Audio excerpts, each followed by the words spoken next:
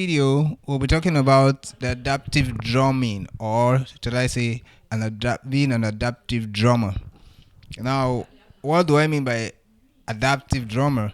Here, we mean a drummer that can able to understand your ability to understand the environment, understand your audience, and know how and when to switch volumes. Now, there are cases where you are in the front of an audience of 1,000, maybe 2,000, or audience of 500, audience of 250, or maybe it's just a small church group, or a small house group, a group of 5. It's important that you understand how to switch your volume.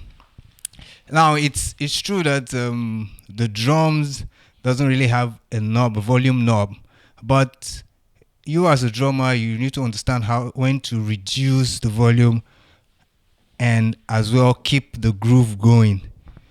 So I will give you some tips on what to do, when you are faced with such a situation.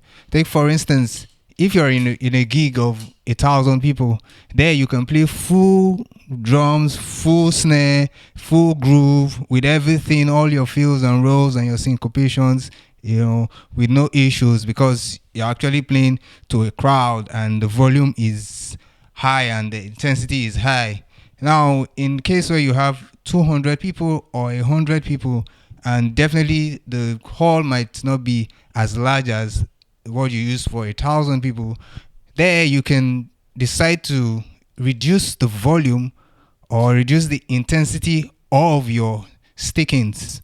Say for instance, if where you're meant to play full snare, you could as well switch to your cross sticks or you switch to your rim shots.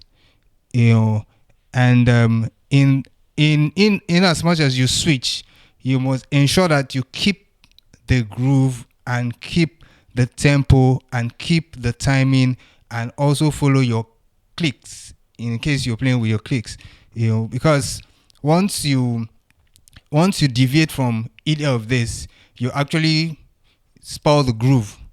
So it's important that you keep your groove going. Now, in a case where you have probably 100 people or say 50 people, or maybe you have you're in a group where you have senior citizens who won't really enjoy the high intensity of music like the youths. You see, you could as well switch to your brush. Here the intensity will be low and it won't be piercing to the ears. And but in the course of switching, you must also remember, maintain the groove, maintain your timing, maintain the tempo, and keep the groove locked in.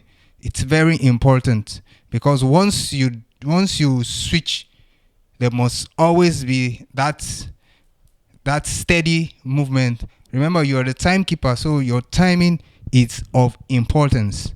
Now, where you have probably a house fellowship of when you just have 5 to 10 people, definitely you might not really set up the full drums. You could either just have your snare and maybe probably your cymbal, maybe the right cymbal, and in such a case you could as well just go percussive.